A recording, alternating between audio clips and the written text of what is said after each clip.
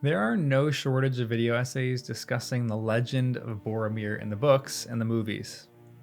He seems to be having some kind of resurgence in the last few years too, because enough time has passed from the films, which is what most people know Lord of the Rings from, that people are reevaluating and looking at Boromir as a sympathetic character. But boy, do they not know the start of it. I cannot believe how nobody was listening to Boromir during the whole Council of Elrond. Yes, the suggestions that he came up with were bad, like using the ring or bringing it to the Kingdom of Gondor to aid in the fight against Minas Morgul and Mordor. But this man has been through hell and back in the last few years of his life, and he just wants to see the Kingdom of Men not fail against the impending darkness of Mordor, because he is on the front line. And when Boromir tells his story, a few other of the characters, especially Aragorn, seem to jump in and say, hey, don't judge us, we've had a hard time just as you have. And I have to be honest with you, they haven't. Now, maybe my opinion will change the more I know about each of their stories, but Boromir, so far to me, is the most misunderstood character in the whole council, and perhaps has the largest amount of my sympathy out of anyone else that is sitting there, except for maybe Frodo. Anyway, most of you know, but I am reading through Lord of the Rings for the first time and publishing some of my thoughts on each chapter in the form of a video essay. Currently, I am on the second chapter of Book 2 in Fellowship of the Ring, the Council of Elrond. And it's such a good chapter that I am making this whole week the Council of Elrond week. It's the longest chapter in the book so far, doubling everything else that came before it. And it has so much information and things to talk about that I could spend months on this chapter. But we're limiting it to just 1 week so that I can keep reading as soon as possible, because I am loving this book so much and it's just so much fun. So if you want more of my thoughts on the book, there is a playlist on the channel of all the videos that I've made so far. It's about 15 of them, I think. So make sure you subscribe and like the video as well, so it gets out to more Lord of the Rings fans who can nerd out with me. Also, I do some Harry Potter and Star Wars and Brandon Sanderson stuff too, so hopefully you're into that sort of thing. But make sure you subscribe and like the video too. But let's walk through everyone's journey to get to Rivendell, starting with the easiest. Elrond. He lives there. Next. Legolas. He comes from Mirkwood, likely on horseback or maybe by some other fast elvish means. On foot, that journey would take 30 days. On horseback, maybe like a week to 10 days. Gimli comes from the Lonely Mountain, which is near Mirkwood, but a little further. It would probably take them around 40 days on foot, but neither Gimli or Legolas seem to have any real difficulty in their route. Both of them are simply coming just to deliver news. We'll talk about that in a future essay. Frodo and the hobbits have had difficulty in their route, and it's been filled with treachery. Theirs is honestly brutal. It took them 28 days to get to Rivendell, and it's been a hard 28 days. But it isn't bad concerning all they went through. Now, Gandalf is the other one who had been through everything. Gandalf is the one who has a lot of my sympathy, because he has been flying everywhere lately. Gandalf goes all the way to Gondor.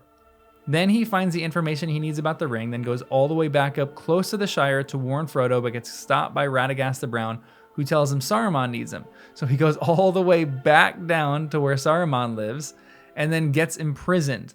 He then gets away on the eagle's back, who leaves him in Rohan, where he finds Shadowfax, who rides him past the orcs who are chasing him all the way up to Bag End. Then he misses Frodo, who has already left, and tries to find him, and then gets to Weathertop, has a battle with all 9 ring wraiths that the movies don't show, then goes ahead of Frodo to Rivendell. His journey takes him around 3 months or close to 90 days, and it's a brutal one. But before that, Gandalf was hanging out gathering information. His life wasn't easy, obviously, but it wasn't filled with turmoil. I don't know, maybe I'm totally wrong about that. And you need to correct me on anything that I get wrong in this, because, this is my first read. I'm not an expert on all this stuff. Aragorn annoys me in this chapter, because while his life and his journey hasn't been an easy one for sure, compared to Boromir in the last few years, it's been much easier, at least to me. Aragorn travels all over the place at first in order to track down Gollum. He gets all the way to the Dead Marshes and then finds Gollum, brings him back to Mirkwood, and then stays up north patrolling the border of the Shire on Gandalf's order. Now, one thing is we don't really, at least I don't really know the danger of the things up north. To me, it doesn't seem nearly as dangerous as the things in the south with Mordor. But then Aragorn finds the hobbits at Bree and travels with them till they get to Rivendell. It's been about probably 2 to 3 months for Aragorn. Now Boromir. I know this is going to be a lot of reading, but I have to read his story because it is so compelling. And it's about a page and a half, so just bear with me because I think this is so fascinating. He ceased, but at once Boromir stood up, tall and proud before them. "Give me leave, Master Elrond," said he, "first to stay more of Gondor, for verily, from the land of Gondor I come. And it would be well for all to know what passes there. For few, I deem, know of our deeds, and therefore guess little at their peril, if we should fail at last. Believe not that in the lands of Gondor the blood of Numenor is spent, nor all its pride and dignity forgotten. By our valor the wild folk of the east are still restrained, and the terror of Morgul kept at bay. And thus alone are peace and freedom maintained in the lands behind us, bulwark of the west. But if the passages of the river should be won, what then? Yet that hour maybe is not now far away. The nameless enemy has arisen again. Smoke rises once more from Orodruin, what we call Mount Doom. The power of the Black Land grows, and we are hard beset. When the enemy returned, our folk were driven from Ithilien, our fair domain east of the river, though we kept a foothold there and strength of arms. But this very year, in the days of June, sudden war came upon us out of Mordor, and we were swept away. We were outnumbered, for Mordor has allied itself with Easterlings and the cruel Haradrim. But it was not by numbers that we were defeated. A power was there that we have not felt before. Some said that it could be seen like a great black horseman, a dark shadow under the moon. Wherever he came, a madness filled our foes, but fear fell on our boldest, so that horse and man gave way and fled. Only a remnant of our eastern force came back, destroying the last bridge that stood amid the ruins of Osgiliath. I was in the company that held the bridge until it was cast down behind us. 4 only were saved by swimming, my brother and myself and 2 others. But still we fight on, holding all the west shores of Anduin. And those who shelter behind us give us praise. If they ever hear our name, much praise but little help. Only from Rohan now will any man ride to us when we call. In this evil hour I have come on an errand over many dangerous leagues to Elrond. 110 days I have journeyed all alone, but I do not seek allies in war. The might of Elrond is in wisdom, not weapons, it is said. I come to ask counsel and the unraveling of hard words, for on the eve of the sudden assault a dream came to my brother in a troubled sleep. And afterward, a like dream came off to him again, and once to me. In that dream I thought the eastern sky grew dark, and there was a growing thunder, but in the west a pale light lingered. And out of it I heard a voice, remote but clear, crying, "Seek for the sword that was broken. In Imladris it dwells. There shall be counsels taken stronger than mortal spells. There shall be shown a token that doom is near at hand, for Isildur's bane shall waken, and the halfling forth shall stand." So Boromir has known war. The rising darkness that is happening in Mordor seems to have been happening since Boromir was a child, but really happening since June, he says. It just feels like that in Boromir's speech, that he's been battling for his life. He is a battle-hardened and wearied soldier, because Gondor, and it appears, Gondor alone has been fighting this war. Rohan seems to be participating a little bit, but later you find out that they're selling horses to Mordor, even though Boromir still defends them because he does not know this, and he still thinks that they're honorable, which I love that he does that. It's naive, but I love that he does that. And so Boromir and his brother Faramir have this dream. Faramir is about to come to Rivendell, but Boromir comes instead, having had the same dream. His journey is 110 days, longer than anyone else in the council sitting there. And he comes because hope is dwindling from Gondor and all seems lost. And he tells them all that here, and talks about how he really doesn't know what to do, but is coming for help and aid after the city of Osgiliath has nearly been taken. This man is war-torn, exhausted, seeking a last little bit of hope. And he comes to Rivendell, where these people have been hanging out here for some time. And when he tells them everything that has happened with Gondor, there's a little back and forth with him and Aragorn. And it seems to get a little testy too. Because Aragorn reveals that he is the heir of Isildur and the rightful king of Gondor. He even shows him the sword as they try to put together the dream that Boromir had. And then this is what happens as the ring gets brought out by Frodo. "Behold, Isildur's bane," said Elrond. Boromir's eyes glinted as he gazed at the golden thing. "The halfling," he muttered. "Is then the doom of Minas Tirith come at last? But why then should we seek a broken sword?" "The words were not the doom of Minas Tirith," said Aragorn, "but doom and great deeds are indeed at hand. For the sword that was broken is the sword of Elendil that broke beneath him when he fell. It has been treasured by his heirs when all other heirlooms were lost. For it was spoken of old among us that it should be made again when the ring, Isildur's bane, was found. Now you have seen the sword that you have sought. What would you ask? Do you wish for the house of Elendil to return to the land of Gondor?" "I was not sent to beg any boon, but to seek only the meaning of a riddle," answered Boromir proudly. "Yet we are hard-pressed, and the sword of Elendil would be a help beyond our hope, if such a thing could indeed return out of the shadows of the past." He looked again at Aragorn, and doubt was in his eyes. And to be honest, there would probably be doubt in my eyes as well. Like, are you kidding me?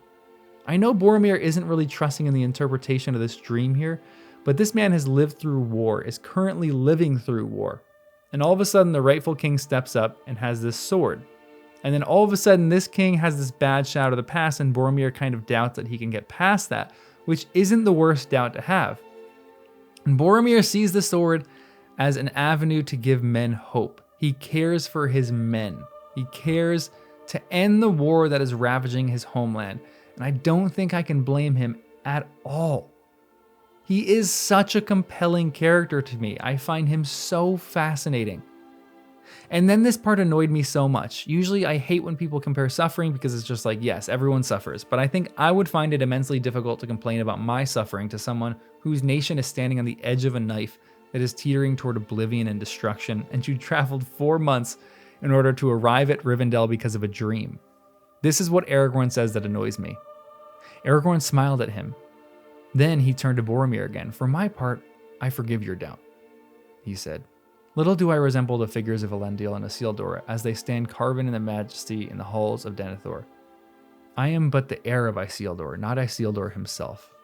I have had a hard life and a long, and the leagues that lie between here and Gondor are a small part in the count of my journeys. I have crossed many mountains and many rivers, and trodden many plains, even into the far countries of Rhûn and Harad, where the stars are strange. But my home, such as I have, is in the north. For here the heirs of Valandil have ever dwelt in a long line unbroken from the fathers unto the sons of many generations. Our days have darkened and we have dwindled, but ever the sword has passed to a new keeper. And this I will say to you, Boromir, ere I end. Lonely men we are, rangers of the wild, hunters, but hunters ever of the servant of the enemy. For they are found in many places, not in Mordor only. If Gondor, Boromir, has been a stalwart tower, we have played another part. Many evil things there are that your strong walls and bright swords do not stay. You know little of the lands beyond your bounds. Peace and freedom, do you say? The north would have known them little but for us. Fear would have destroyed them, but when dark things come from the houseless hills or creep from sunless woods, they fly from us.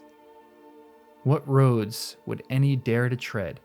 What safety would there be in quiet lands or in homes of simple men at night if the Dunedain were asleep, or were all gone into the graves? And yet, less thanks we have than you. Travelers scowl at us, and countrymen give us scornful names. Strider I am to one fat man who lives within a day's march of foes that would freeze his heart or lay his little town in ruin if he were not guarded ceaselessly. I'm sorry, but I hate that last part. Aragorn is saying, life is hard. People call me names.